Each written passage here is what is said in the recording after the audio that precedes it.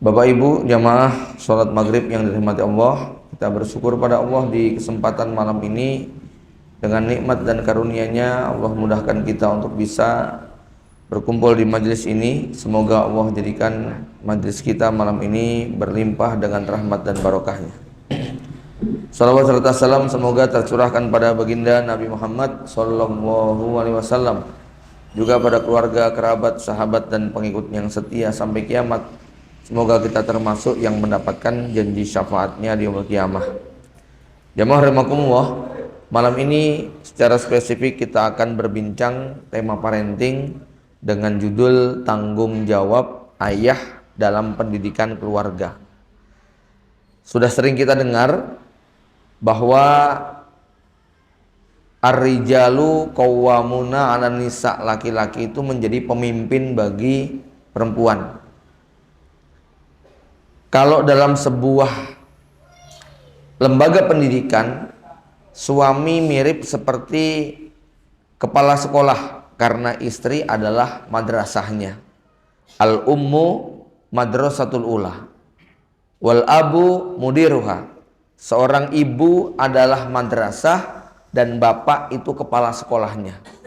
Dia punya tugas untuk memanage, mengatur, bertanggung jawab penuh tentang keberlangsungan lembaga pendidikan tersebut di semua aspeknya. Tidak ada yang tidak tersentuh oleh kepala sekolah. Kalau diumpamakan dalam sebuah perusahaan, maka ayah itu mirip seperti direktur yang memiliki manajer dan staf.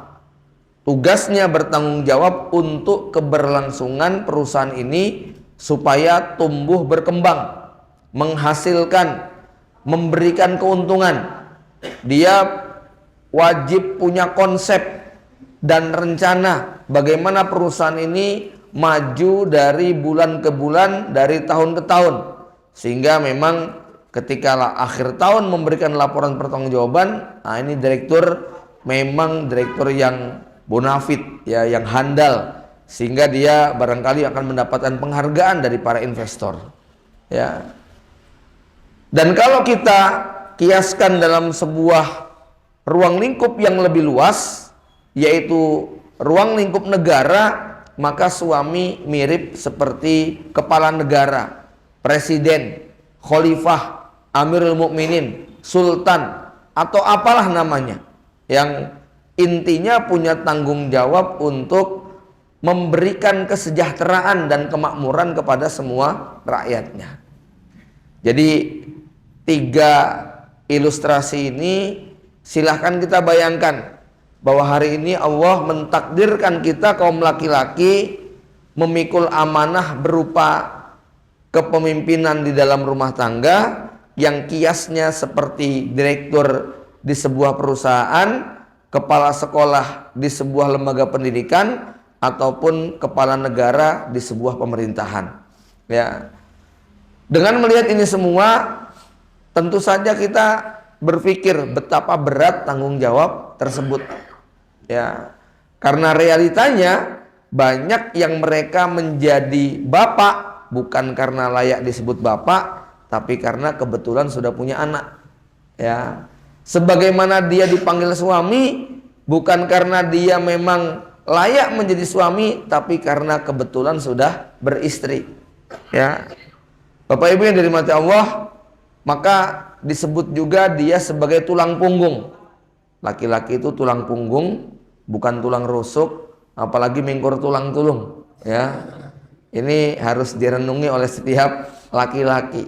Nggak boleh gampang mengeluh, nggak boleh gampang baper, ya, nggak boleh gampang putus asa.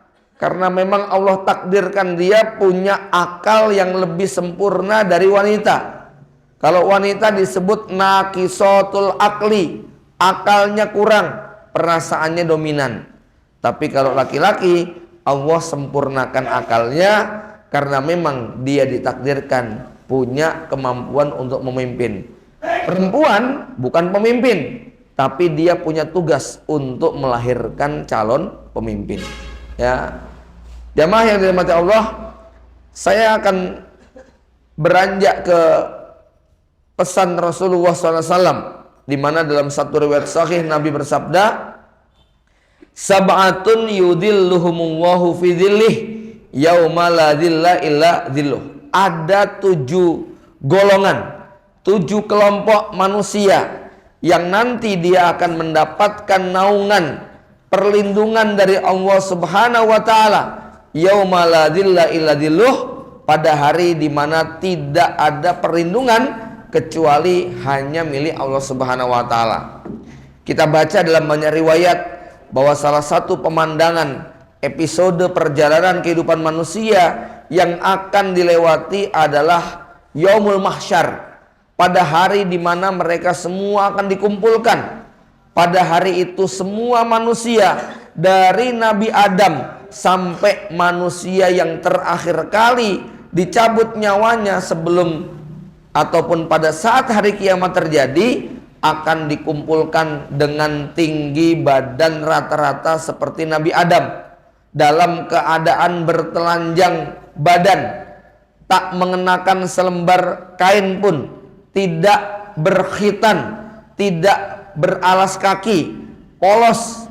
Dan pada saat itu peristiwa yang kemudian Allah hadirkan adalah matahari didekatkan di atas kepala sejarak 1 mil, yang para ulama sahabat juga berbeda karena mungkin mendengarnya agak berbeda dalam memahami amilun musafah. Apakah 1 mil yang dimaksud Nabi itu 1 mil jarak, atau mil itu yang jaraknya tadi cuma sejengkal, jadi mil yang 1,5 kilometer itu, atau 1 mil yang maknanya adalah ini nih, dekat dengan mata ya, sehingga orang menggambarkan sejengkal di atas kepala ya.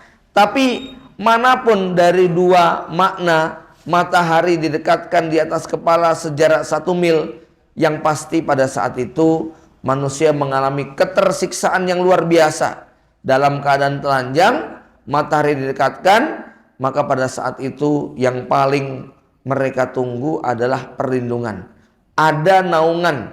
Dan Rasul menyebutkan di sana sab'ah, ada 7 kelompok. Yang pertama adalah imamun adil. Selanjutnya 2, 3, 4, 5, 6, 7 Nabi menyebutkan ada anak muda yang nasya'a fi ta'atillah, ada seorang laki-laki yang digoda oleh wanita cantik, muda, kaya raya, tetapi dia tidak terperdaya. Ada laki-laki yang qalbuhu mu'allaqatun bil masajid, ada yang bersedekah dengan tangan kanan dan tangan kirinya tidak melihat. Tapi oke lah, kita tidak pengen bahas itu. Saya hanya pengen bahas poin 1 aja, yaitu imamun adil. Seorang pemimpin yang adil. Ciri-cirinya apa Pak, pemimpin yang adil Pak? Rambutnya putih, jidatnya berkerut, begitu Pak ya. Oke ya, lagi viral itu Pak ya. Jamaah yang dirahmati Allah Subhanahu wa taala, kenapa Rasulullah kok meletakkan imamun adil itu pada peringkat pertama? Karena kalau kita renungkan nomor 2, 3, 4, 5, 6, 7 itu adalah amalan-amalan yang efeknya hanya berimbas kepada personal. Berbeda dengan nomor 1 yang namanya imamun adil, dampaknya itu akan melebar ke semua objek yang menjadi tanggung jawab dia. Orang sedekah ya dia dengan Allah Subhanahu wa taala. Orang hidup beribadah dia dengan Allah Subhanahu wa taala. Orang tidak tergoda oleh wanita, ya hanya dia dengan Allah Subhanahu wa taala. Orang yang kemudian menangis di malam hari karena takut kepada Allah, ya cuma dia dengan Allah. Tapi beda dengan imamun adil, dampaknya itu amat sangat besar. Bahkan efek yang ditimbulkan oleh imamun adil jauh lebih dahsyat daripada para ulama, dari para ustadz, kiai, mubalik, atau tokoh apapun. Kenapa? Karena kebijakannya yang ditaati, kalau itu merupakan ketundukan kepada syariat, kepada Allah Subhanahu wa taala, itu akan mendatangkan kemaslahatan yang sangat besar sekali. Ya. Coba kita renungkan Bapak Ibu sekalian. Pemimpin yang adil, kalau itu kapasitasnya adalah seorang bupati, gubernur, atau menteri, apalagi presiden, sekali dia buat kebijakan yang kemudian ditaati oleh semua pengikut atau rakyatnya, berapa kemaslahat yang didapat oleh pemimpin tadi? Ustadz, mubalik, kiai, ulama kalah semua Pak. Ustadz, ulama, mubalik, kiai ceramah tentang miras, bahaya narkoba, ya. Itu kalah efektifnya dengan tanda tangan seorang bupati atau gubernur yang menutup sebuah pabrik miras dan mengeluarkan surat keputusan tentang ancaman yang menggunakan miras dimanapun di wilayah kekuasaannya. Ya, lihat bagaimana ketika pimpinan Qatar membuat kebijakan dalam acara Piala Dunia, tidak boleh ada kampanye LGBT, tidak boleh ada kampanye miras, tidak boleh ada kampanye seks bebas. Lihat dampaknya, seluruh dunia tunduk Pak. Ya, pesawatnya saja nggak berani mendarat. Yang menggunakan simbol-simbol LGBT nggak berani untuk unjuk diri, kan semacam itu. Ini karena kebijakan seorang pimpinan. Dahsyat sekali kebijakan seorang pimpinan itu. Ya, Ustadz ceramah kayak apa? Ngajak anak-anak supaya ngaji, ba'da maghrib supaya menghadiri majelis taklim. Itu kalah sama tanda tangan seorang gubernur yang memutuskan semua siswa dan pelajar wajib untuk mengikuti kegiatan diniyah ba'da asar misalnya. Ya, itu kalau udah tanda tangan, udah yang nggak ikut itu bisa nggak naik kelas, gitu kan? Orang tuanya bisa dipanggil. Ya, kalau misalnya ada ustadz ceramah tentang pakai kerudung, tutup aurat, berbusa-busa dia ngisi khutbah Jumat tentang keutamaan menutup aurat dan ancaman kepada yang tidak berhijab, itu kalah sama seorang bupati yang tanda tangan semua siswa dan PNS, semua siswi dan PNS putri wajib mengenakan kerudung pada saat bekerja. Ya, selebihnya tanggung jawab keluarganya masing-masing. Ya, dan pada saat sekolah itu lebih efektif. Lah kalau tidak, ustadz mengingatkan seorang siswinya pakai kerudung, malah diancam dipecat sama gubernurnya, begitu kan ya. Lah ini ya, inilah peran daripada seorang pemimpin. Ya, makanya imamun adil itu ranking 1 dibandingkan dengan yang lainnya. Jamaah yang dirahmati Allah. Nah, sekarang pertanyaannya, siapa yang dimaksud dengan imamun adil yang akan mendapatkan naungan Allah, mendapatkan perlindungan dari Allah saat manusia sedang kehausan, kelaparan, kepanasan, kecapean, tersiksa dengan genangan keringat. Ada yang semata kaki, ada yang selutut, ada yang seperut, bahkan ada yang menenggelamkan mulutnya. Siapa yang dimaksud dengan imamun adil di sini? Maka kalau kita merujuk kepada kitab-kitab fikih maupun sirah, imamun adil itu namanya khalifah, amirul mukminin, sultan. Ya, kalau dalam sebuah negara modern hari ini ya presiden, perdana menteri, sampai level yang di bawahnya. Ya, gubernur, bupati, camat, lurah, RW, RT, dan ada imam yang paling kecil sekup wilayah kekuasaannya, yaitu kepala rumah tangga. Kalau kita bukan Pak Lurah, Pak RT, Pak Camat, Pak Bupati, Pak Gubernur, Menteri, apalagi Presiden, yang itu adalah seorang pemimpin, maka kita hari ini mayoritas yang hadir adalah pimpinan rumah tangga. Apakah berpeluang untuk mendapatkan jaminan perlindungan dari Allah? Berpeluang. Tentu dengan tingkat yang berbeda-beda. Semakin tinggi levelnya, semakin tinggi derajatnya di sisi Allah Subhanahu wa taala. Kenapa?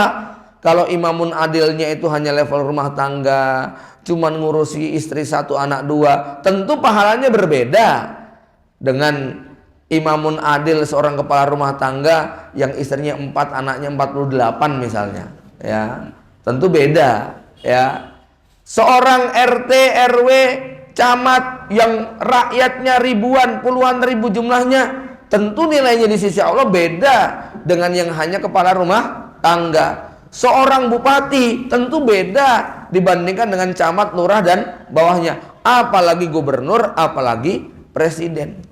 Karena kebijakannya mencakup ke seluruh rakyatnya. Ya, kalau dia adil, dampaknya itu sangat luar biasa.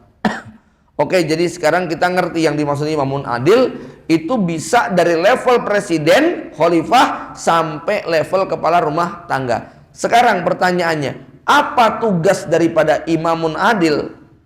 Apa pekerjaan pokoknya? Penulis buku Al-Ahkam As-Sultaniyah, Imam Al-Mawardi rahimahullah ta'ala, menyebutkan bahwa tugas imamun adil itu ada dua. Yang pertama adalah iqamatuddin, yang kedua adalah siyasatud dunya biddin. Bapak Ibu sekalian, saya ingin memaparkan tentang dua tugas pokok kepala negara, khalifah, ya, yang nanti tugas tersebut coba kita adopsi, kita aplikasikan dalam konteks kepala rumah tangga. Karena tugasnya sama. Tugas kepala rumah tangga, tugas RT, tugas RW, tugas bupati, tugas camat, tugas gubernur, tugas presiden, sama. Dua itu aja. Nomor satu apa? Iqamatuddin, menegakkan agama. Yang kedua adalah siyasatud dunya biddin, mengatur dunia dengan panduan hukum agama. Ya. Apa tugas iqamatuddin? Kalau mengacu kepada buku Minhajul Muslim, itu ada paling tidak 6 lah ya. Nomor 1 akidah, nomor 2 ibadah, nomor 3 akhlak adab, nomor 4 muamalah syariah, nomor 5 hudud wal jinayah, nomor 6 jihad fisabilillah. Ya.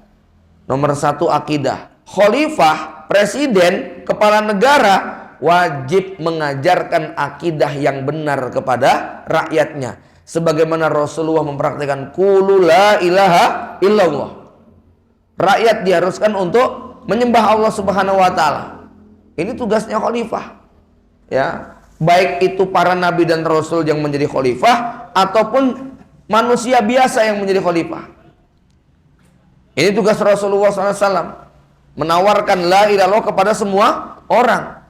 Maka ketika di Makkah Rasul belum menjadi kepala negara, itu beliau berdakwah, konteksnya hanya sebagai seorang ustadz, dai, mubalik, yang masuk Islam saat itu nggak nyampe 100 orang.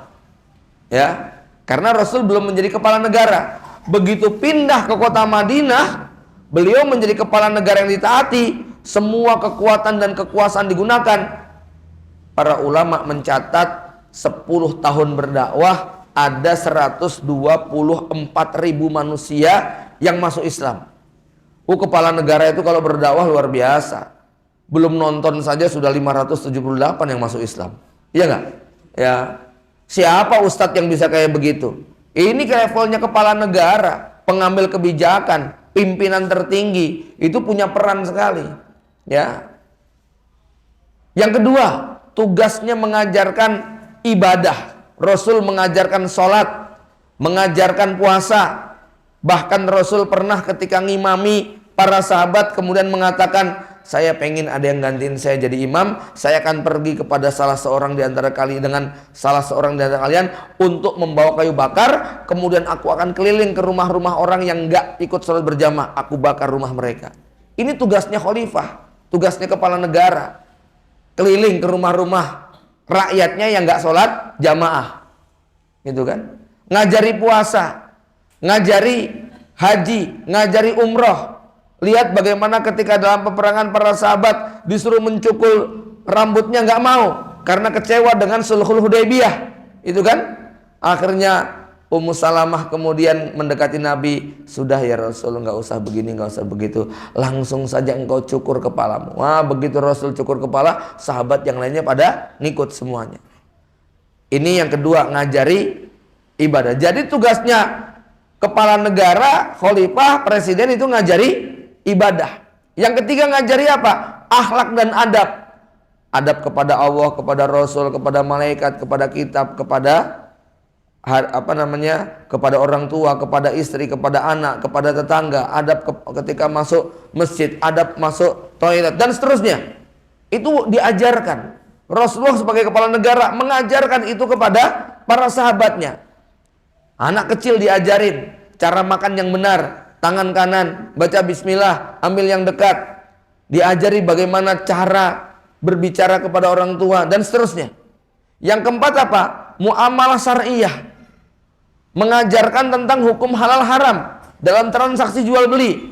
Umar bin Khattab sebagai khalifah pergi ke pasar, keliling, untuk kemudian apa? Menempelkan tulisan dan memberikan umuman, siapa yang belum belajar fikih jual beli dilarang jualan di sini. Itu ya, supaya manusia tidak jualan dengan cara yang haram. Ini tugasnya kepala negara. Inspeksi mendadak, cek ada nggak yang mencampur susu dengan air, kan begitu. Ya, mengajarkan tentang halal dan haram. Rasulullah masuk ke pasar, ngelihat ada sahabat yang itu buah-buahannya ditutup, dimasukin karung yang busuk-busuk, di atasnya yang bagus-bagus. Coba lihat itu kenapa? Kata Rasulullah, ini basah kena hujan ya Rasul. Ya, oh ternyata dijual karungan yang atasnya bagus, bawahnya busuk. Rasul mengatakan, man ghassana falaysa minna, siapa yang menipu maka bukan termasuk golongan kami. Ya.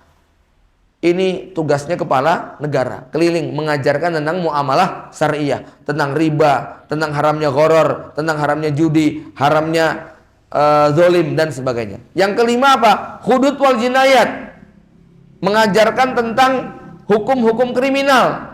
Ada yang mencuri, potong tangan, ada yang berzina, cambuk rajam, ada yang mabuk, dicambuk, ada yang membunuh, dikisos, dan seterusnya. Ada yang LGBT, dipenggal, kira-kira begitu. Itu tugasnya seorang pimpinan. Yang keenam apa?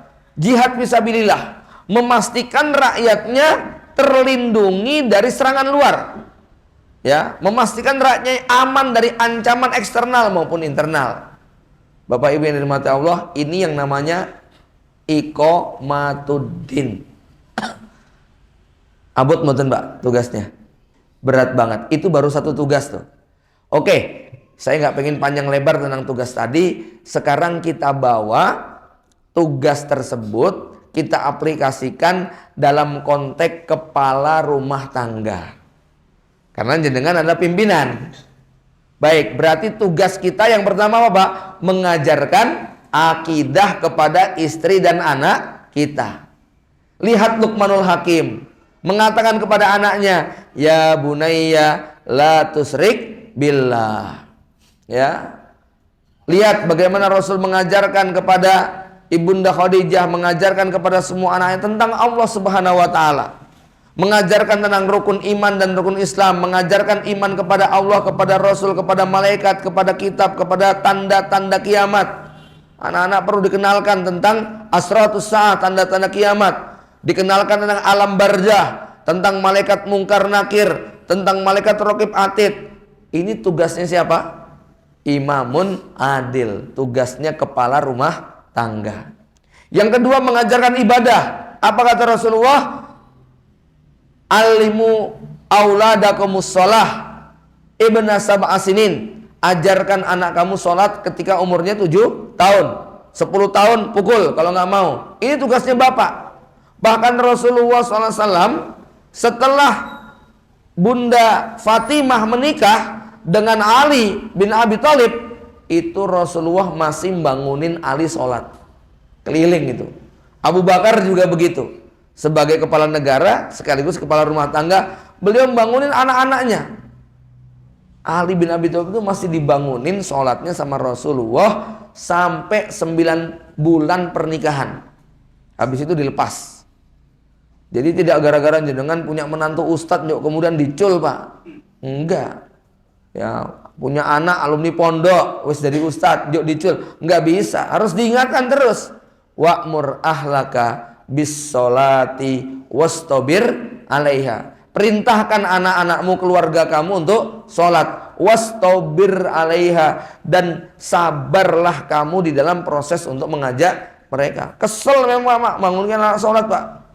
Anak kita sing umur 17, 18, 19 itu loh, Pak.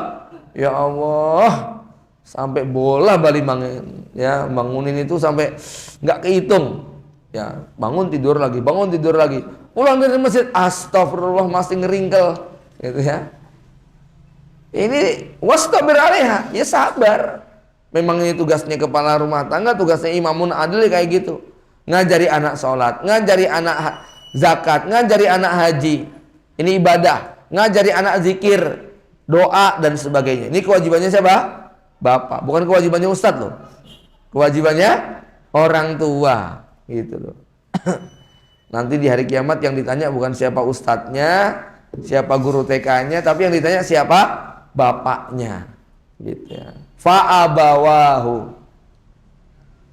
Baru 2. Kerasa abot mboten. Ya. Yang ketiga, ngajarkan akhlak dan adab.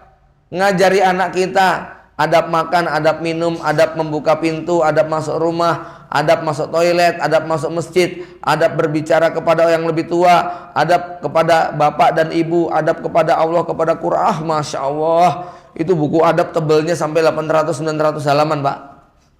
Ngajari adab kayak begitu. Rasul makan sama anak kecil diajari makan bagaimana, ya.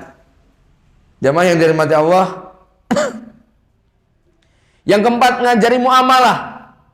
Anak kita ajari halal dan haram, diajari tentang riba, diajari tentang judi nggak boleh, diajari tentang ini halal, ini haram. Anak-anak harus tahu, babi itu haram, ayam itu halal. Anak-anak dikenalkan.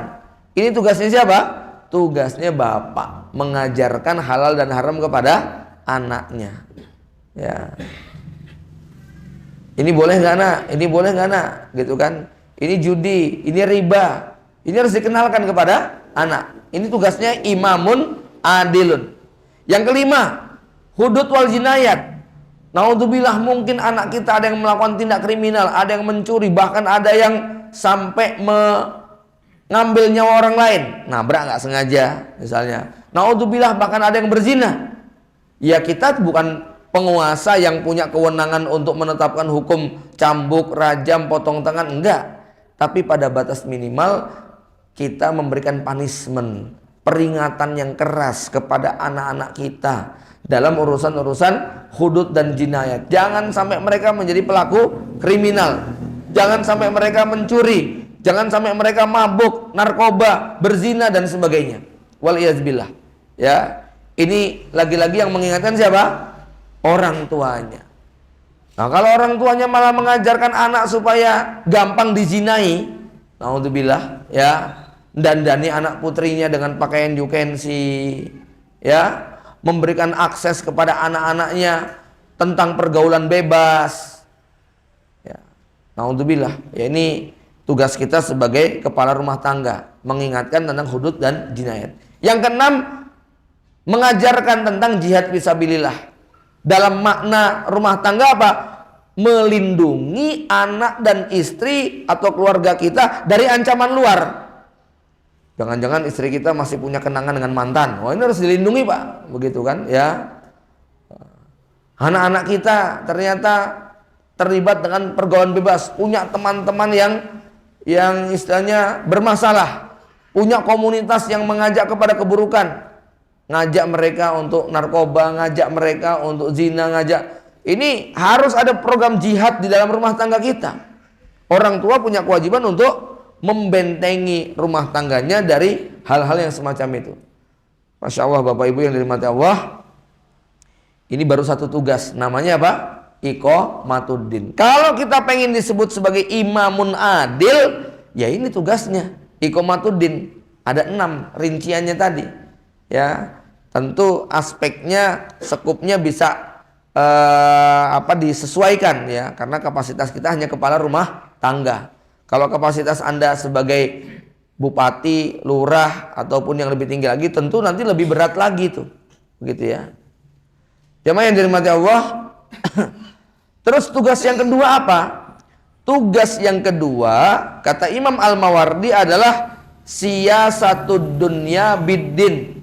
Mengatur dunia dengan panduan agama.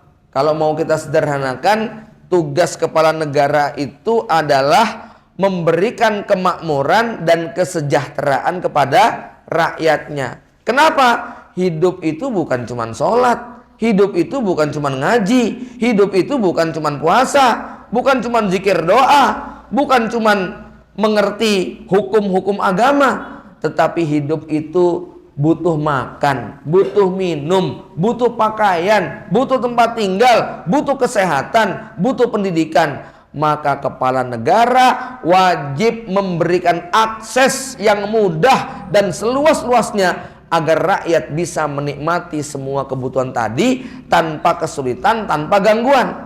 Harus mikir strategi apa yang digunakan agar rakyatnya nggak kelaparan, agar rakyatnya nggak mengalami kekurangan, tidak dalam keadaan miskin dan penderitaan, rakyatnya tidak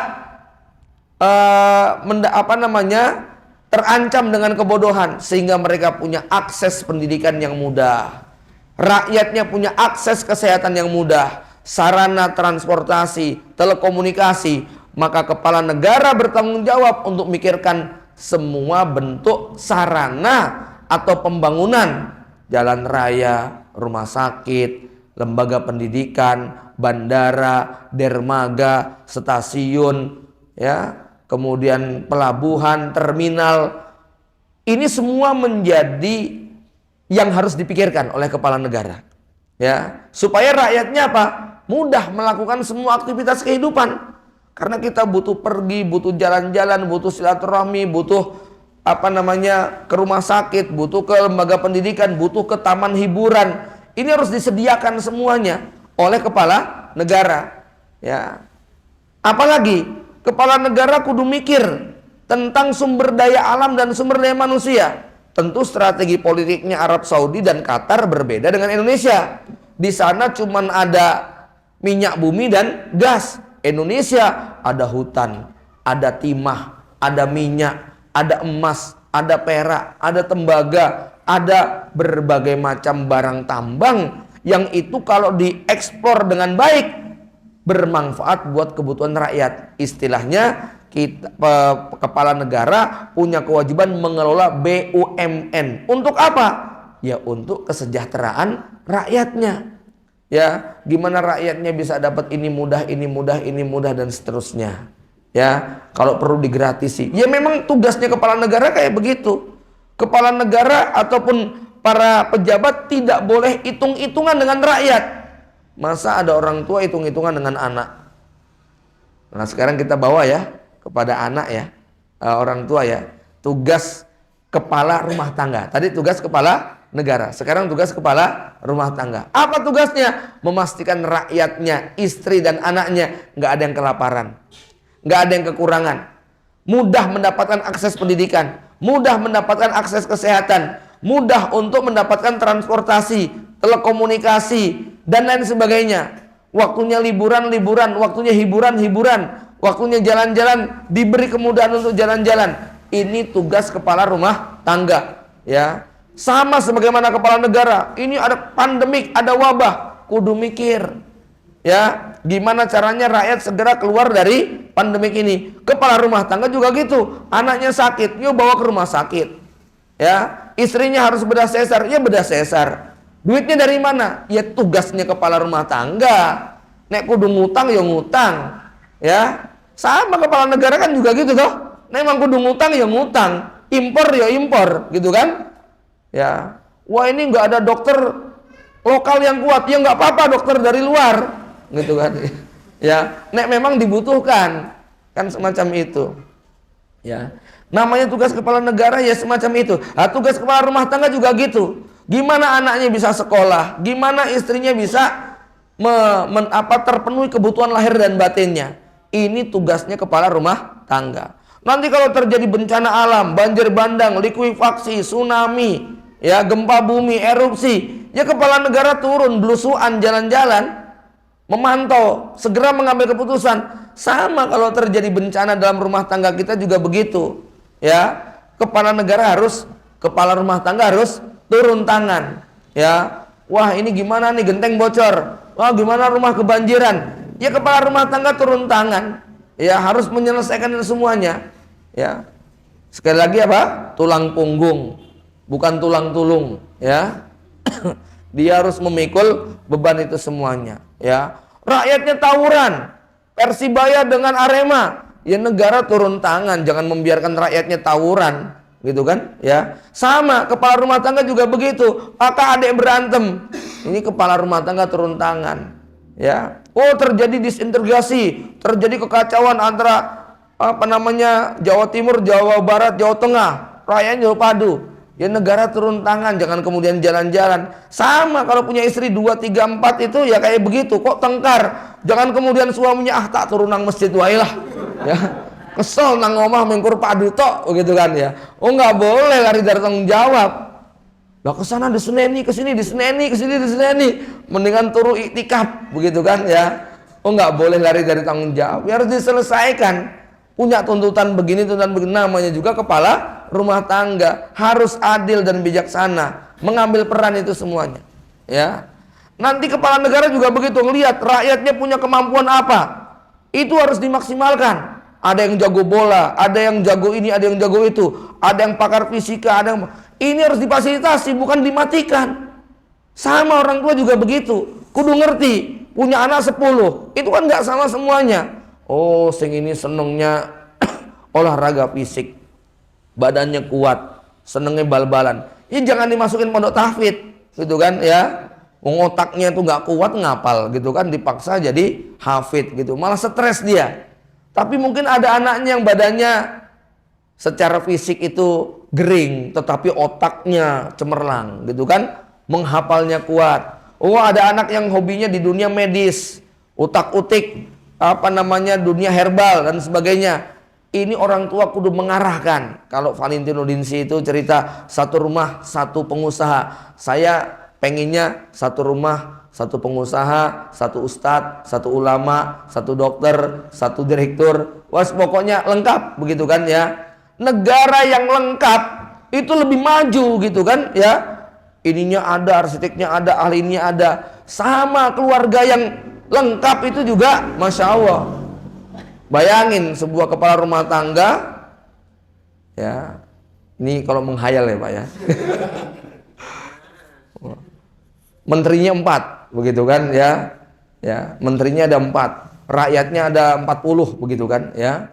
Masing-masing diberdayakan semuanya. Kamu menteri dalam negeri, begitu kan, ya. Kamu, ya, Masya Allah, ini keluarga yang sangat kuat sekali. Saya membayangkan seperti Kiai Subairi, ya, di Mojokerto Pacet itu. Istrinya 4, anaknya 26 kalau nggak salah, ya. Kemudian, wah, ini bener-bener pondoknya 7 lantai, santrinya ribuan, usahanya ratusan, gitu ya. Beliau terpilih sebagai MUI bidang ekonomi Jawa Timur, begitu kan, ya. Kita pas kunjungan ke sana, wah, ini laki-laki luar biasa, gitu kan, ya. Bener-bener jadi kayak bikin negara dalam negara, gitu Pak, ya. Ini kepala rumah tangga yang luar biasa ini.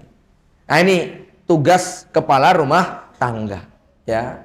Bapak Ibu yang dirahmati Allah, silahkan renungkan tugasnya presiden, kepala rumah tangga, tugasnya presiden, kepala negara, lalu aplikasikan dalam kehidupan rumah tangga, ya. Orang tua kudu turun tangan, ya. Anak harus dapat pendidikan, jadi digolek ke sekolah, ramengker golek ke ya golek bayarannya, kan begitu toh. Ini tugasnya kepala negara semacam itu kepada rakyatnya. Gimana supaya rakyatnya maju?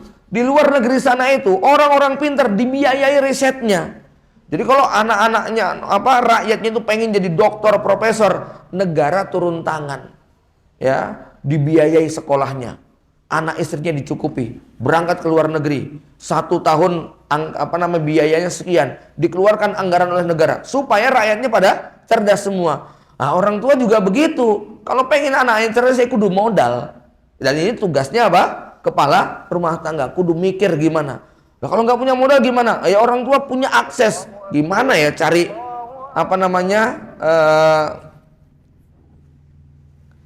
cari sekolah yang memberikan beasiswa, cari perguruan tinggi yang memberikan beasiswa. Ini bagian daripada tanggung jawab orang tuanya, ya.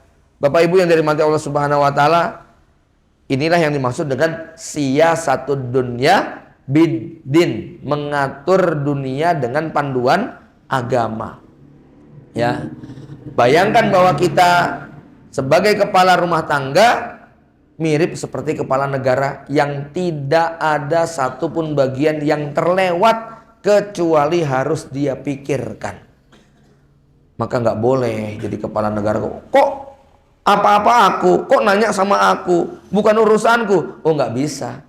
Namanya kepala rumah tangga, dia semua yang terkait dengan keluarganya itu bagian daripada tanggung jawab dia. Dia boleh melemparkan kewenangan, tapi tidak boleh melemparkan tanggung jawab. Dia boleh mendelegasikan kewenangan, tapi tidak bisa mendelegasikan tanggung jawab. Seperti direktur di sebuah perusahaan, ketika dia terpaksa harus pergi atau sakit, istirahat, lalu dia delegasikan tugas keuangan kepada bendahara, tugas marketing kepada manajer pemasaran. Nah, tapi kalau misalnya nanti ternyata bendaharanya kabur membawa uangnya pergi, nggak bisa di laporan akhir tahun di depan komisaris kok kemudian direktur bilang, yuk jangan salahin saya, salahin bendahara saya tuh, dia yang bawa kabur. Ya nggak bisa, kamu yang tanggung jawab, wong kamu yang jadi direktur, kan begitu. Yang memberikan tanggung jawab adalah direkturnya, semacam itu, ya, bukan bendaharanya. Nah, bendaharanya ditanya sama direkturnya, ya, karena tadi seorang direktur hanya bisa mendelegasikan atau memberikan kewenangan, ya, bukan apa, tanggung jawab. Tanggung jawab semua berada di pundak direktur. Sebagaimana seorang suami boleh mendelegasikan, Mi, Abi mau pergi 2 pekan, tolong ya anak-anak pada maghrib diajari ngaji, makan sehari 3 kali jangan ada yang telat, mandi pagi sorenya juga, bla bla bla bla bla, ya. Bahwa nanti ternyata istri kita keteteran, lalu kemudian kita, ini anaknya siapa? Iki lho bojoki ora becus iki lho, nggak boleh begitu, ya. Kamunya nggak becus nyari istri berarti, gitu ya. Ya. Bapak Ibu, laki-laki yang baik tidak pernah mengkambing hitamkan istrinya, karena istri bukan kambing hitam, ya. Sebagaimana kita lihat Nabi Adam alaihissalam tidak pernah menyalahkan ibunda Hawa, padahal yang bikin keluar dari surga siapa? Bunda Hawa. Yang digoda oleh iblis Bunda Hawa. Tapi Nabi Adam tuh nggak mengatakan, ini gara-gara kamu nih kita diusir dari surga. Kamu sih enggak. Suami yang baik nggak pernah kayak begitu, ya. Dia akan tegar menerima kenyataan walaupun itu kesalahannya dari perempuan, tapi tidak pernah menyalahkan perempuan. Nabi Adam mengucapkan apa? Rabbana dzalamna anfusana wa illam taghfir lana wa tarhamna lanakunanna minal khasirin. Bapak Ibu jamaah yang dirahmati Allah Subhanahu wa taala, ya. Kemudian satu poin lagi, bahwa ini ada hashtag, ya, hashtag yang bagus. Boleh ditulislah di ruang tamu, ya, buat para bapak nih. Suami setegar pilar, SSP. Kita nih Pak jadi laki-laki, peran fungsi tugas dan tanggung jawabnya seperti pilar sebuah bangunan, seperti tiang yang menopang. Anda lihat bangunan yang kuat, megah, kokoh, gagah, itu tumpuannya ada pada pilar. Balek yang panjang membentang, nangkringnya di atas pilar. Cor-coran yang berat lebarnya seperti itu, nangkringnya di atas pilar. Tembok itu juga nempelnya sama pilar. Pintu jendela itu juga nyambung kepada pilar. Plafon, atap, sampai gentengnya itu nangkringnya di atas pilar. Pilar ini adalah inti dari sebuah bangunan. Soko guru kata orang. Pintu jendela dicopot, ini tetap masjid Pak. Temboknya dijebol, ini tetap masjid. Atapnya diambil, ini tetap masjid. Tapi kalau pilarnya dilucuti, ini reruntuhan namanya. Bukan lagi bangunan, ya. Bangunan itu kalau cuma temboknya retak nggak apa-apa. Kalau cuma ada pintu yang lepas masih bisa dipasang. Tapi kalau kemudian pilarnya patah, ya sudah, ya. Maka tulang punggung ini kalau sampai patah, masya Allah berat sekali, ya. Maka pilar harus kuat. Pilar kudu tahu diri. Kalau ukuran besinya itu cuma 8 atau 10, ya mbok ya jangan ningkat, gitu loh ya. Ukurannya cuma 15 kali 15, tingkat 2, tingkat 3, jangan. Tapi kalau jenengan itu pilarnya ukuran 60 kali 60, ya jangan satu lantai eman-eman, gitu loh ya. Nggak apa-apa lah 2 lantai atau 3 lantai. Lihat, jenengan kalau lihat bangunan rumah kok pilarnya kok ukuran 60 kali 60 satu lantai. Komentarnya apa? Wiki kegeden eman-eman gitu kan. Ini kuat nih lantai 2, lantai 3 gitu loh. Nah, kalau jenengan itu mampunya lantai 1, yo jangan ditingkat gitu loh Pak ya. Mudeng ya Pak? Kudune mudeng gitu. Ya. Saya habis ini langsung ditodong biasanya. Ustaz, pilarnya kegeden kok orang tingkat-tingkat. Baik Bapak Ibu yang dirahmati Allah Subhanahu wa taala ya. Mari kita menjadi pilar yang kuat. Nah, istri kita jadi apa? Istri kita jadi dindingnya, jadi temboknya. Kenapa? Bangunan kalau ada dindingnya itu enak buat bersandar. Ya toh? Sejuk, tidak kena panas dan tidak kena hujan. Nyaman buat istirahat di dalam. Nek mengkur pilar toh, jadi single factor, mesti nanti single parent maksud saya, ya. Nanti kasihan anak-anaknya. Tidak ada kehangatan di dalamnya, gitu ya. Hujan masih tampias, panas nanti juga masih kena. Tapi kalau ada temboknya, istrinya berperan, temboknya lengkap, ada pintu, jendela, ventilasi dan sebagainya, kita menikmati tinggal di rumah itu menjadi nyaman, begitu kan? Ya. Demikian Bapak Ibu yang dirahmati Allah Subhanahu wa taala, mudah-mudahan yang sedikit ini bermanfaat. Kita cukupkan kajian kita sampai di sini. Mudah-mudahan Allah berikan berkah pada rumah tangga kita. Aqulu qouli hadza wa astaghfirullah li wa lakum. Subhanakallahumma wa bihamdika asyhadu an la ilaha illa anta astaghfiruka wa atubu ilaik. Assalamualaikum warahmatullahi wabarakatuh.